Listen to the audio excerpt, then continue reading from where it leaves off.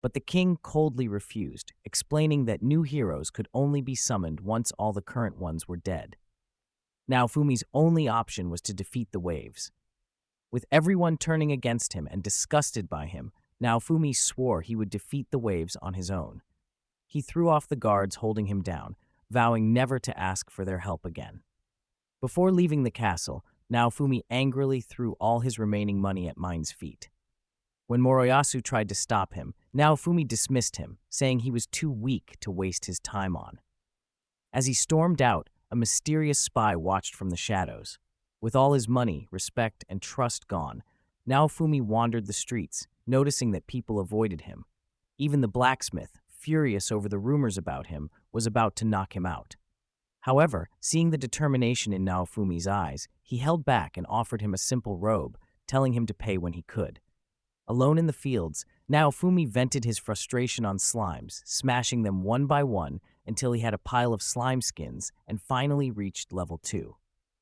When he went back into town to sell his loot, a merchant tried to scam him by offering only 1 copper coin for 20 slime skins.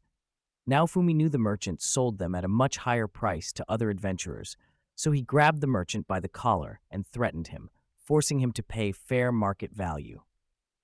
Later, the blacksmith received the 5 copper coins Naofumi had promised and gave him a knowing look. Naofumi spent his nights sleeping in fields and managed to find valuable herbs, which he absorbed to unlock a new leaf shield. This new shield allowed him to enhance the quality of herbs, and he sold them to a pharmacist for a decent price.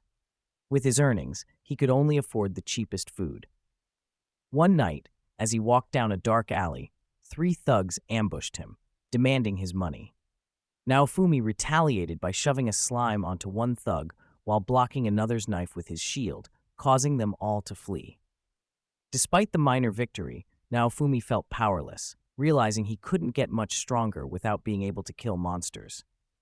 At this low point, a shady merchant approached him, offering an interesting proposal. The merchant led him to a hideout where he explained that he sold slaves who were bound by a magical curse to never betray their masters. As Naofumi inspected the slaves, his gaze fell on a young demi-human girl, sick and frail. The merchant explained that she was the cheapest slave because of her condition. Her previous owner had tortured her, and she was likely to die soon. Naofumi decided to buy her for 30 silver coins. Inside the merchant's room, the girl was bound by a magical sigil, and her name appeared in Naofumi's party status.